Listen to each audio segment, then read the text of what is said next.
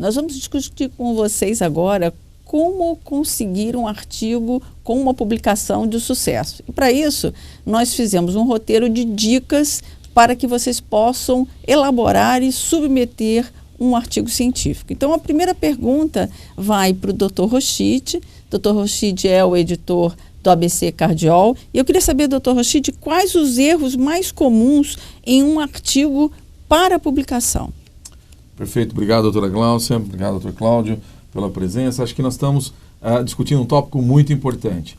Existem múltiplos erros que podem ser feitos que vão prejudicar a avaliação do seu artigo numa submissão. Talvez o erro mais importante, o mais comum, eu diria, isoladamente, como eu falei, são múltiplos erros, mas o principal, isoladamente, eu acho que é você escrever um resumo inadequado. Então, o resumo é o cartão de visita do seu artigo. Então, é muito importante que o resumo do artigo seja absolutamente claro, que ele contenha os resultados fundamentais do artigo de forma completa, quer dizer, eu tenho que ter o meu resultado principal lá bem determinado e, fundamentalmente, que as conclusões do meu resumo tragam conclusões ou tragam frases ou sentenças que sejam embasados pelos resultados e que estejam dentro daquele objetivo que eu me propus dentro do resumo. Isso tem que ser muito, muito bem feito. Uma sugestão que eu posso dar para os autores nesse sentido é de que o resumo, além dos coautores terem obviamente revisado, que um colega não coautor leia o resumo. Um colega, todo mundo, principalmente nas pós-graduações, tem sempre gente altamente qualificado que não é da tua área especificamente ou é de uma área paralela. Peça para esse seu colega dar uma lidinha no seu resumo. Veja o que ele... Um par de olhos externo, muitas vezes... traz coisas que você não esperaria, um não entendimento de uma frase que para você parecia absolutamente óbvia. Então o resumo tem que ser escrito e reescrito múltiplas vezes, até que ele tenha uma qualidade absoluta. Isso já eleva a sua chance de aprovação enormemente. Então essa é a dica que eu posso dar. Eu às vezes brinco até que você pode até não para um leigo, mas para uma pessoa da área médica, da área paramédica. Minha esposa é fisioterapeuta, então eu às vezes já fiz isso. Leia esse resumo. Você entendeu a mensagem? Se ela conseguir dizer o que eu fiz, perfeito. Acho que aí nós estamos no caminho certo. Então esse é o principal erro. Perfeito. Doutor Cláudio, então pelo visto os editores começam lendo o resumo e o abstract e eu queria que o senhor me dissesse também, porque parece que o título é muito importante e a forma como nós apresentamos o artigo. Então, assim, a cover letter que eu mando dizendo para o editor qual é a vantagem dele publicar o meu artigo é muito importante. Eu queria que o senhor comentasse isso. Sim, obrigado, Glaucia. Obrigado, Rochid. Para você ter seu artigo aceito, várias são as coisas importantes, né? O conteúdo, obviamente, a pesquisa bem feita, mas a hora de redigir o seu artigo, algumas coisas têm que ser olhadas com muita atenção. O título do artigo, ele é um menor abstract. O Dr. Rochid já falou aqui para a gente da importância do abstract. A importância do título é fundamental. Um título que coloca muito genericamente a avaliação dos aspectos em doença tal é muito pouco informativo. Quando você coloca doença tal, tem tal alteração, você consegue, num título, ser o menor abstract possível daquele artigo.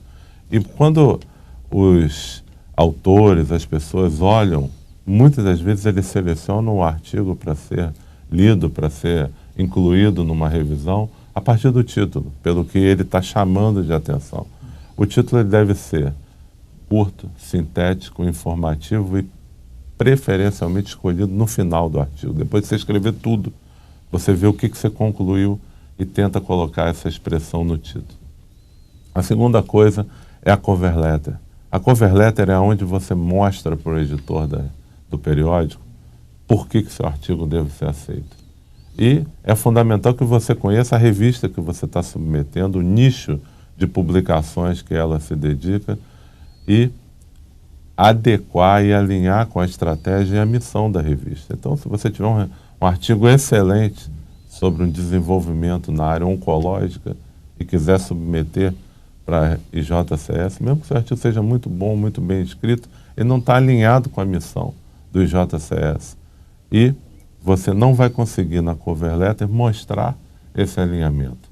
Então, é muito importante você colocar por que você selecionou aquela revista, qual é a contribuição que o seu artigo está dando para o conhecimento e o que isso vai enriquecer as pessoas que leem aquela revista, no caso o JCS ou a ABC Cardiol. Então a cover letter é muito importante, é o grande cartão de visita, e o título eu acho que é assim o menor abstract que é colocado no artigo, e é fundamental que ele seja muito informativo.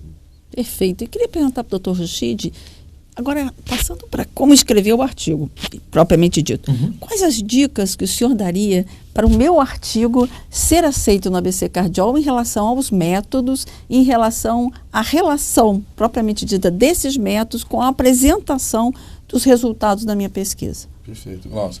Só vou fazer um breve comentário em cima do título que o Cláudio comentou, porque eu acho que vale a pena. Acho que o título é muito parecido com o abstract.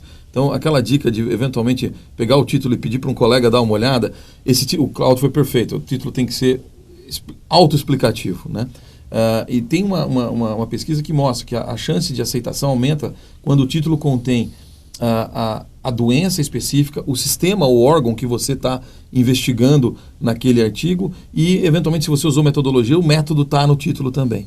Quer dizer, o exemplo meu que trabalho com imagem. Então, se for um estudo com ressonância magnética, que a ressonância magnética, isso aumenta, isso tem uma estatística já mostrando que isso aumenta a sua chance de aceitação. Então, acho que isso é legal. E na cover letter, eu estimularia os autores a colocar, por exemplo, avaliações prévias dos artigos. Então, muitos artigos foram apresentados em congresso, ganharam prêmios em congresso, ou mesmo foram submetidos em outros artigos, em outras revistas. Eu já vi muitos colegas, acho que é comum de a gente ter visto isso entre nós. Colegas, submeti para o Circulation, para o Jack, e eu recebi uma revisão que está ótima, não tem nada, todo mundo elogiou.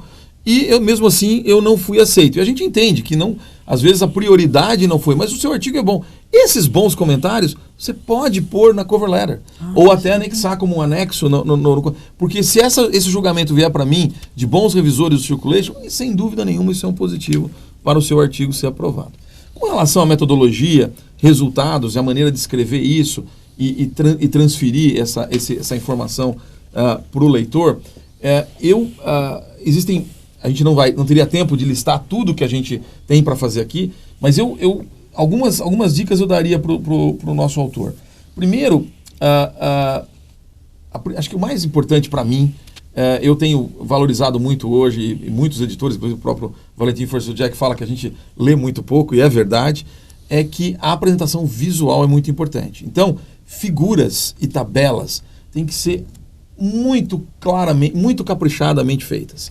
Então, assim, dedique tempo à sua figura, principalmente a figure 1, como a figura 1, em geral, representa aquilo que é o resumo do teu artigo.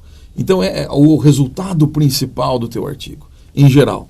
Então, dedique um tempo para que essa figura seja autoexplicativa e demonstre o seu resultado de forma cabal e de forma visualmente, graficamente agradável. As tabelas são fundamentais que sejam também autoexplicativas. Então, tabelas, isso está na definição, e isso é para quem faz pesquisa já sabe.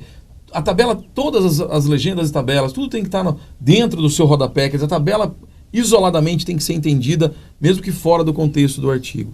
E existem inúmeras outras dicas, mas eu levantaria que existem guidelines para isso. Primeiro, existem as instruções do próprio... Ninguém lê as instruções. Vou dizer para você, como a gente falou, a gente não lê nada. E o autor submete sem ler as instruções precisamente. Leiam. A instrução aos autores foi cuidadosamente, inclusive nós revisamos recentemente nessa nova gestão que a gente começou ano passado, a gente revisou as instruções em detalhes. Então, leiam as instruções.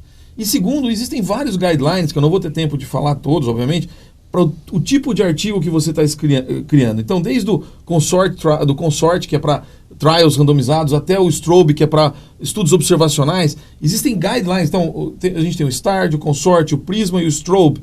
Se vocês derem um Google nisso, vocês vão achar, e a gente eventualmente podemos botar até um link eventualmente abaixo desse vídeo, vocês vão ver guidelines que explicam em detalhes, que eu não vou ter tempo de listar aqui para vocês, como apresentar o resultado do tipo de estudo que você está fazendo. Se é um estudo clinical trial, se é um estudo observacional, isso é muito importante. Elas não são complexas, mas são dicas espetaculares que vão valorizar muito o seu artigo.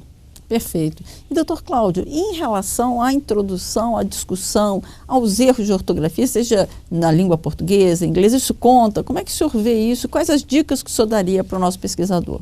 Excelente. Então, muitas vezes, né, principalmente quem está começando a escrever, um aluno de pós-graduação, né, tem aquela barreira. Como é que eu vou escrever? Então, escrever bem envolve reescrever várias vezes. Você escrever, ver se é compreensível, pede para o coautor ler para ver se ele compreende.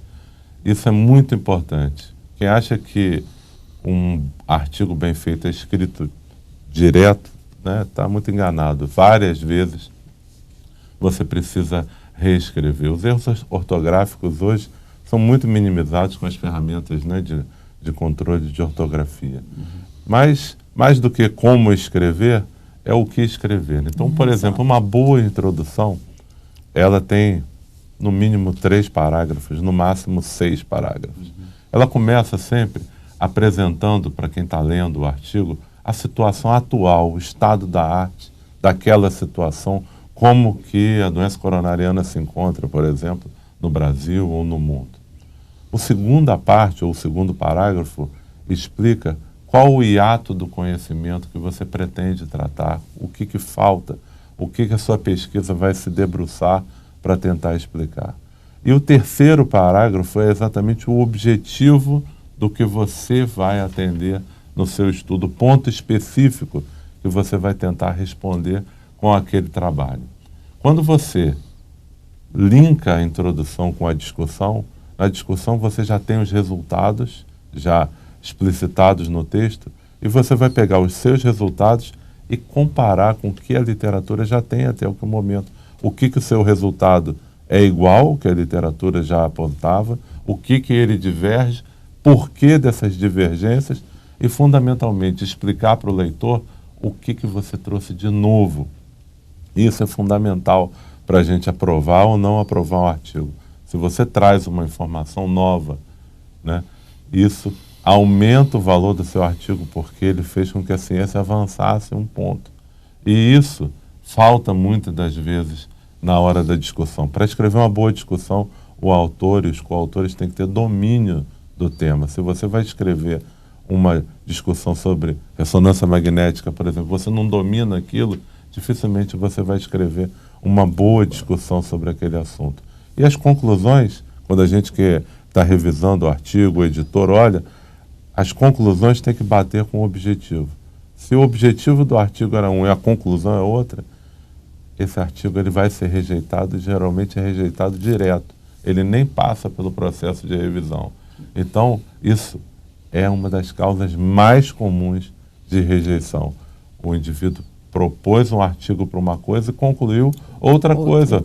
Propôs que ia buscar epidemiologia de fatores de risco e conclui que aquilo é custo-efetivo, enquanto em momento nenhum ele disse que ia buscar custo-efetividade, por exemplo, ou outras coisas. Então, essa falta de concatenação das ideias é hoje uma dos problemas que mais limita a aprovação dos artigos. E quando o autor for escrever, seguindo essas regras, ele vai ter muita chance de ser o seu artigo aprovado. Doutor Cláudio, o que acontece muitas vezes é que nós começamos a fazer uma pesquisa e o resultado não é muito bem o que nós queríamos e a partir daí as conclusões se desvirtuam, se eu posso dizer assim. Para que eu seja fiel ao meu objetivo, eu devo listar esses problemas nas limitações, eu devo ser honesta ou eu devo não dizer claramente as limitações do meu estudo? Qual a dica que o senhor daria em relação a isso? E muitas pessoas, às vezes, não querem submeter o artigo porque o resultado foi negativo. Exato. O JCS, ele é francamente aberto à publicação de artigos com resultados negativos, resultados neutros. E quando a gente não alcança um resultado e tem a dificuldade, não atingiu o objetivo daquela pesquisa, a gente deve claramente na discussão colocar as limitações. As limitações são muito importantes para que a gente possa ver claramente o que aquele artigo pôde alcançar. Excelente essa colocação. Então, Rochite, já submeti meu artigo, já mandei pela ScholarOne. E aí, como é que eu faço para poder responder aos revisores, para que, de fato, eles saibam que eu tive o cuidado de responder os tópicos e que eu acrescentei o que estava faltando naquele artigo? Perfeito, doutor Glaucio. Esse é um passo fundamental. Se o seu artigo for ser aceito, eu diria que mais de 90% deles vão ser aceitos após pelo menos uma rodada de revisores. É muito incomum, embora existam, casos de aprovação direta de um artigo. Então, se o seu artigo for aprovado, ele vai passar por essa fase, e é uma fase muito importante. O que os revisores, os editores querem sentir através da sua resposta às críticas feitas ao seu artigo é o seu comprometimento com o artigo. De novo, voltando um pouquinho do que nós comentamos no vídeo anterior, que era da resiliência, não desista só por causa das críticas. Quer dizer, as críticas têm a ideia de serem construtivas. E do ponto de vista prático, não basta dizer eu concordo ou eu discordo. Quando você tem uma crítica, você deve fazer o arrazoado dessa crítica. Normalmente primeira coisa, a resposta tem que ser ponto a ponto, tópico a tópico. Existem múltiplas respostas que são genéricas.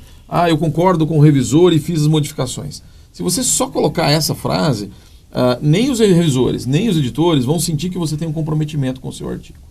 Então, é absolutamente mandatório que a resposta seja tópico a tópico dos questionamentos dos revisores. E às vezes o revisor fez várias questões no mesmo assunto, por exemplo, num item 1. Você deve quebrar, se ali eu tenho 4 ou 5 perguntas, cada pergunta deve ser quebrada. Normalmente eu repito a pergunta do revisor em cima, em itálico, por exemplo, e em abaixo eu vou responder aquela questão especificamente, embasado pela literatura, eventualmente fazendo as modificações que foram pedidas, concordando ou não. Se eu concordei e fiz as modificações, citar em que local do artigo isso foi feito, e obviamente as nossas assistentes editoriais muito eficientemente já pedem, e nas nossas regras estão lá, que a versão revisada também venha destacando no texto mesmo as áreas que foram modificadas, os trechos modificados. Então isso é muito importante do ponto de vista formal. E nas respostas, eu acho que a ideia, muitas vezes, principalmente quando tem aquela crítica um pouco ácida, isso acontece ainda no nosso meio. Nós somos latinos e temos um pouquinho de sangue nas veias. Isso é menos comum mas nessa hora, pare um pouquinho, tome um chazinho, volte aqui. A ideia do revisor, mesmo que ele tenha tido uma frase mais ácida, não é essa. A ideia é ajudar, pare e responda de forma calma e tranquila, baseado na literatura e na sua opinião também, ou dos autores que participam do artigo, qual a sua opinião e o que pode ser feito para melhorar na direção em que o revisor pediu. Acho que se você usar essa filosofia, chances são de que os revisores na segunda rodada vão aprovar e os editores vão estar supervisionando esta visualização e muito possivelmente, com grande probabilidade, seu artigo deverá ser aceito. Doutor Cláudio, como é que eu lido com aquele revisor que fez um questionamento não pertinente ao artigo ou com o qual eu não concordo? Como é que eu respondo? Como é que eu faço essa abordagem na revisão do meu artigo? Isso é muito importante. Às vezes são feitos comentários dos revisores que você pode discordar, deve discordar, e você elegantemente coloque o seu ponto de vista. É muito importante que você tenha firmeza. Não é necessário concordar com tudo, mas você tem que fundamentar por que você discorda, por que você acha que aquele comentário não é pertinente. Caso haja alguma indicação de rejeição, o editor ele sempre vai estar do lado do que é cientificamente mais adequado.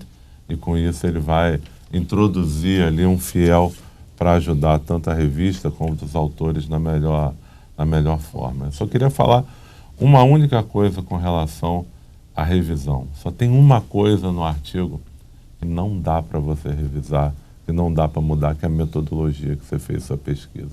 Então, um grande número de artigos, eles são rejeitados porque a metodologia que foi proposta não é capaz de dar resposta para o objetivo que foi traçado naquela pesquisa. Então, antes de você escrever um artigo, antes de você fazer uma pesquisa, discuta sempre com pessoas experientes se aquela metodologia que você está propondo está adequado para o objetivo da sua pesquisa.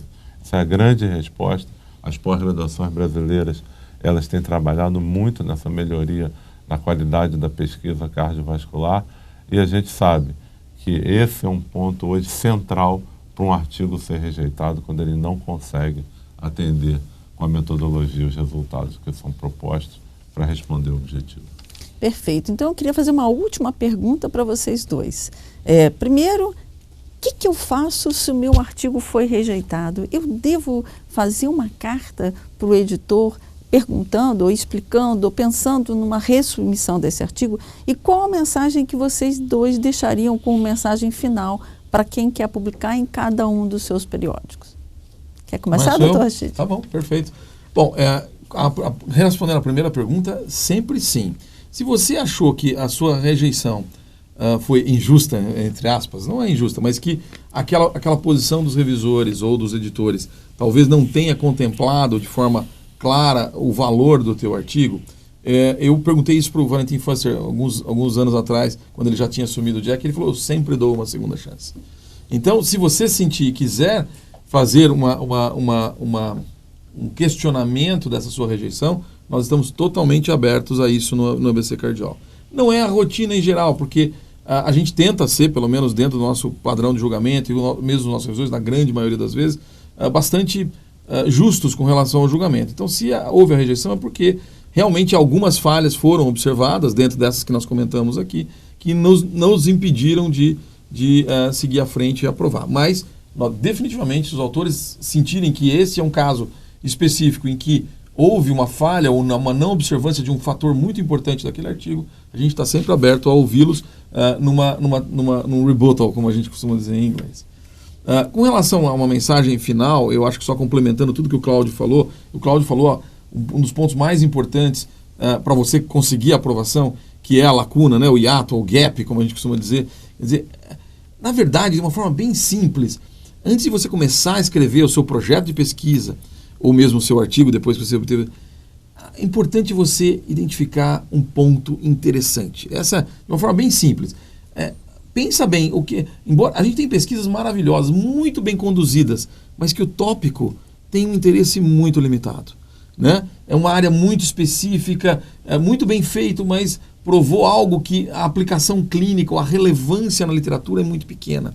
Isso acontece também. São artigos que eu olho, abstract bem escrito, o título é ótimo, mas a relevância do tópico está faltando. Então, mas isso também não pode ser mudado a essa fase. Então, lá no começo, escolha um ponto interessante. Para isso, minha recomendação, pesquisa na literatura ampla. Faz uma pesquisa na literatura de forma muito cuidadosa. Isso é muito importante. E nisso você vai identificar não só um ponto interessante a ser investigado, mas a lacuna. A lacuna, eu li uma vez um comentário de um editor que ele fala assim, claro que a gente não vai descobrir a roda de novo, não vou ser totalmente original muitas vezes. Às vezes eu tenho uma originalidade particular, um pedacinho, um ponto, como disse o Cláudio. Mas procure ver se naquele tópico mais geral, se existe mais do que 10 ou 15 publicações no mesmo tópico. Isso, em geral, é uma dica... É dica, né? Não vai funcionar para muita coisa.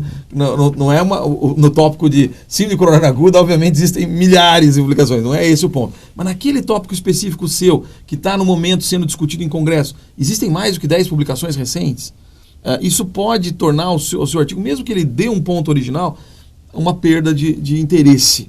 Então pense em coisas novas, ideias novas e interessantes. Acho que esse talvez seja a dica isoladamente mais importante lá no começo, que vai... Se você tem uma ideia que é muito boa, a chance dela ser aceita é muito grande. E aí, doutor Cláudio?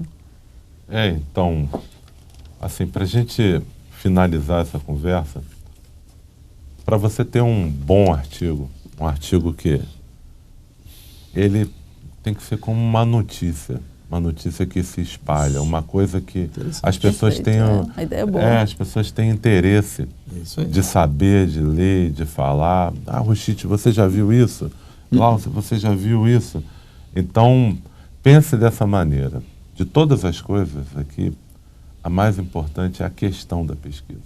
A questão. E isso é muito antes da gente submeter, muito antes da gente meter a mão na massa. A questão da pesquisa, ela é central para que você possa ter um bom artigo, um artigo que vai ser aceito, que vai ser citado. Para você fazer uma boa questão da pesquisa, tem um fator inovação, tem um fator relevância. Às vezes eu vou estudar muito bem uma questão de uma doença muito rara. E aquela doença que é muito rara, que é importante também ser estudado, pouquíssimas pessoas vão estar falando, vão ter interesse naquele assunto. Então, a pesquisa cabe em todos os momentos, mas quando você busca uma chance de publicação, e hoje a matéria que as revistas precisam, publicações que deem visibilidade, que acrescentem na ciência, elas precisam atingir um grande número de pessoas. Além disso, as questões de pesquisa, elas têm que ser muito claras, né? Eu pretendo fazer isso, descobrir isso, investigar isso, porque isso tem tal relevância. Fazendo esse exercício, eu acho que o artigo ele não vai ter a menor dúvida de que será aceito. E sempre lembrar, não desista. Se o seu artigo foi rejeitado, a primeira coisa a fazer é sentar para começar a atender as modificações. A gente, tanto no Arquivos quanto no JCS, coloca no e-mail, né, final todas as considerações que levaram àquela decisão, e esse é o ponto de início da partida ou para uma nova ressubmissão para os nossos periódicos ou para a busca de revistas que tenham aquela publicação uma prioridade melhor. Então, queríamos agradecer aos doutores Rochide e Cláudio, e nós esperamos que essas dicas que nós elencamos para vocês possam fazer com que o seu artigo seja publicado e seja submetido com sucesso. Muito obrigada. Obrigado.